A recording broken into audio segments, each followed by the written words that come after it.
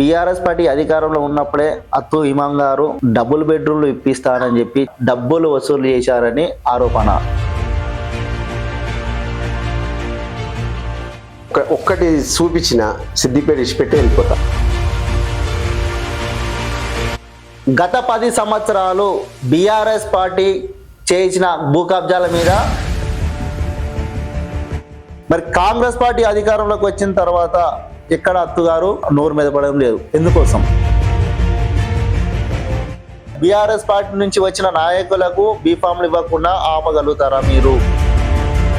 100%. నేను ప్రతిదీ ప్రజల్లో ఉంటా, ప్రతిదీ ప్రజల గురించి కొట్లాడుతుంది. మోరీ లేద్దామన్నా కూడా నిధులు ఇయ్యలేని పరిస్థితి హరీష్ రావు ఉండే. సిద్దిపేట నుంచే కేటీఆర్కి తోడుగా వెళ్తారు.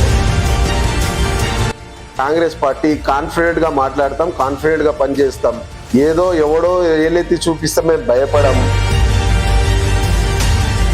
కాంగ్రెస్ పార్టీలో ఇప్పుడు కూడా వర్గపోరు నడుస్తుందని 10 సంవత్సరాల నుంచి ఎవరు జెండా మోసినా వాళ్ళకే పదవులు వస్తాయి. అత్తు ఇమాం గారు మార్కెట్ కమిటీ చైర్మన్ కోసం ఎమ్మెల్యే ద్వారా రికమెండేషన్ పెట్టారని. డెఫినెట్లీ నా గాడ్ ఫాదర్ ఆయన కాబట్టి.